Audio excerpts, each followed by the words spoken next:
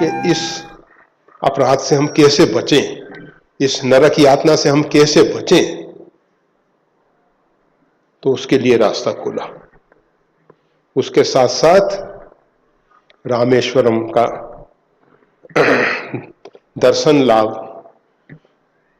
का क्या परिणाम होता है, दर्शन करने से क्या लाभ मिलता है, क्या परिणाम होता है, उस विषय में कहा जाता है जे रामेश्वर दर्शन करियहि ते तन तजमम लोक सिधरियहि। रामेश्वरम का दर्शन करना है, वहां जाके हम मंदिर को देखें, मंदिर में शिवलिंग को देखें, ये रामेश्वरम का दर्शन नहीं है। जो राम जी के ईश्वर हैं, जिनके राम ईश्वर हैं, वो जो तत्व है उसका जो दर्शन करते हैं, जे रामेश्वर दर्शन करते हैं, ते तन तजमम लोक सिधरियहि, वो इस शरीर का त्याग करके भगवान के लोक में जाएंगे। देखो, दर्शन करेंगे शंकर जी का और जाएंगे कहां? भगवान के धाम में जाएंगे। ये एक विलक्षणता है। ये रामेश्वरम जो शिवलिंग है उसके दर्शन का ये पुण्य प्रताप है, ये पुण्य प्रताप है। परंतु हमेशा हम कहते हैं, हम गुरु के हाड़ मांस के पुतले को देखते हैं, हम सोचते हैं कि गुरु का दर्शन हो गया। नहीं, गुरु तत्व को अभी हमने जाना ही नहीं है। शिव तत्व है, हमने उनके हाड़ मांस के पुतले को देखा है, अभी हमने गुरु दर्शन नहीं किया। मंदिर में हम जाते हैं, भगवान के श्री विग्रह का दर्शन करते हैं, परमात्मा उसमें है, परंतु हम नहीं देख पा रहे हैं। वो परमात्मा है, जरूर है। विमूढ़ा नानु पश्यन्ति पश्यन्ति ज्ञान चक्षुषा। ये जो विशेष मूढ़ हैं वो उस परमात्मा को नहीं देख पाते हैं। ज्ञान चक्षुओं से वो परमात्मा देखा जाता है। जब तक हमारे अंदर वैराग्य नहीं होगा, बिन गुरु होई की ज्ञान, ज्ञान की हुई वैराग्य बिनु। पहले वैराग्य, फिर गुरु, और फिर ज्ञान, और फिर परमात्मा का दर्शन। ऐसे परमात्मा का दर्शन इतना सरल नहीं है। वैसे तो परमात्मा सब जगह व्यापक है, विभू है वो, कहो सो कहां जहां प्रभु नहीं। अग जग में सब रहित विरागी, संपूर्ण जगत में वो अव्यक्त रूप से विराजमान है, परंतु उसको प्रकट करने के लिए प्रेम से प्रकट हुई, प्रेम से प्रकट होता है। बिना प्रेम के परमात्मा नहीं प्रकट होते हैं। प्रेम परमात्मा को द्रवीभूत करता है। भक्त की भावना के अनुरूप परमात्मा को प्रकट होना पड़ता है, करता है। परमात्मा का जो राम स्वरूप तुम्हार वचन अगोचर बुद्धि पर, वो बुद्धि से परे है। वचन और वाणी के द्वारा उसको नहीं व्यक्त किया जा सकता है।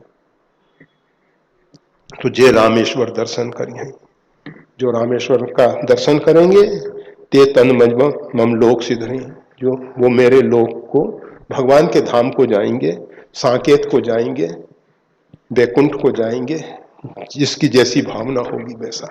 भगवान ये नहीं कहते कि वैकुंठ में जाएंगे, साकेत में जाएंगे, शिवलोक जाएंगे, ये नहीं कहते, मेरे धाम में जाएंगे। रामेश्वरम दर्शन करने से अंदर से बोध होगा, समझ आएगी कि राम और शिव दो नहीं हैं, एक ही तत्व है।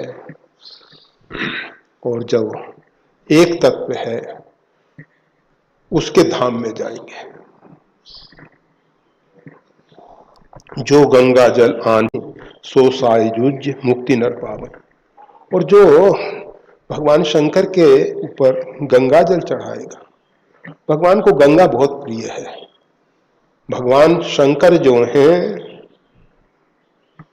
वैष्णव नाम यथाशंभु, वैष्णवों में अग्रगण्य है, सबसे श्रेष्ठ वैष्णव है, उनसे श्रेष्ठ वैष्णव कोई नहीं है। इसलिए विष्णु पादोत्कम, विष्णु का जो चरणोदक है उनको बहुत प्रिय है, बहुत प्रिय है। उसको शिरोधार्य करते हैं, जैसे हम चरणामृत पीतवा शीर्षोधार पीने के बाद हम उसको सिर पे धारण करते हैं।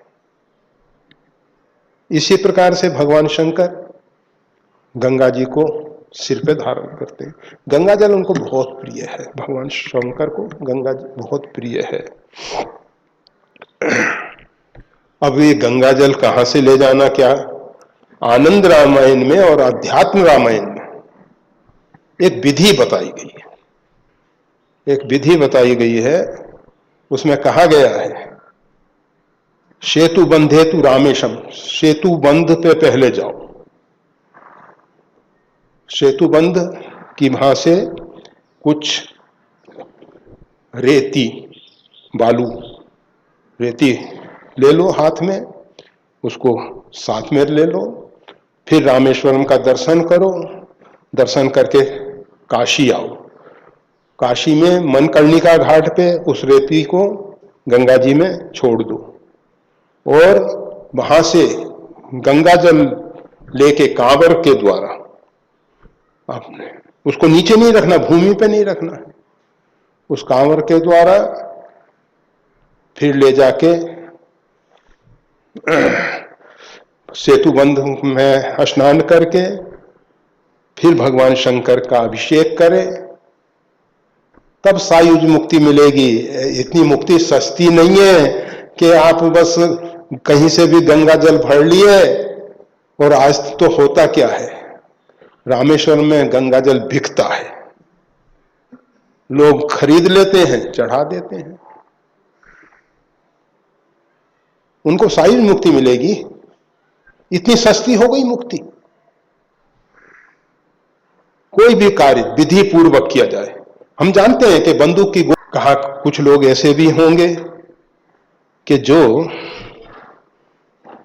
मुक्ति की इच्छा नहीं करते, भगवान के धाम की इच्छा नहीं करते, जा ही ना चाहिए कभों कछु, जिनको मनते सकल वासना भागी, मन से सब वासनाएं समाप्त हो गई हैं, सब इच्छाएं समाप्त हो गई हैं, कुछ नहीं चाहिए। होई अकाम जो छल तज से ही भक्ति मोरते शंकर दे। जो निष्काम भाव से, जिसको कुछ नहीं चाहिए, जो निर्वासनिक है, और वो भगवान शंकर की सेवा कर रहा है, कहां? रामेश्वरम में भक्ति कर रहा है, उनके सामने नृत्य कर रहा है। होई अकाम जो छल तज से ही, जो निष्काम भाव से निर्वासनिक रूप में भगवान शंकर की सेवा करेंगे रामेश्वरम में, भक्ति मोरते ही शंकर ने ही। भगवान शंकर अपना भक्त नहीं बनाते, ये त्रिभुवन गुरु हैं। गुरु का वह लक्षण है कि वो नहीं कहता कि अहम ब्रह्मास्मि, मैं भगवान हूं, मेरी पूजा करो।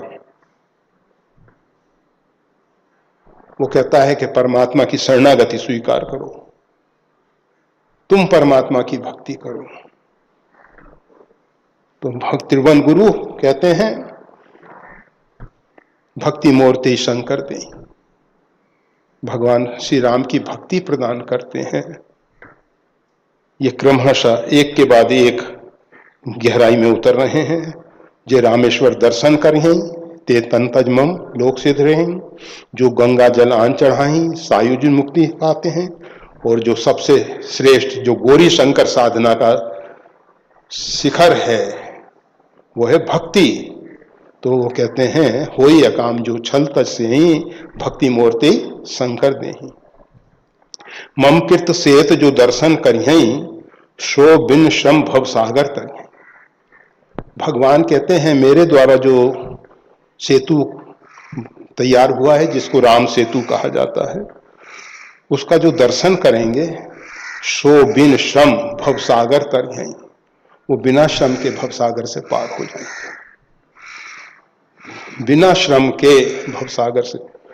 ये राम सेतु का केवल दर्शन नहीं, सेतु बंधेतु रामेशम, रामेश्वरम का दर्शन, गंगा जल ला के चढ़ाना और निष्काम भाव से उनकी सेवा करना, तब जाके सो बिन श्रम भवसागर तरें, बिना श्रम के भवसागर से पार हो जाएंगे। वीडियो देखने के लिए धन्यवाद। श्री गुरुदेव की वाणी का और ज्यादा लाभ लेने के लिए कृपया हमारे चैनल को लाइक और सब्सक्राइब करना ना भूलें। चैनल का लिंक डिस्क्रिप्शन बॉक्स में उपलब्ध है। जय श्री राम।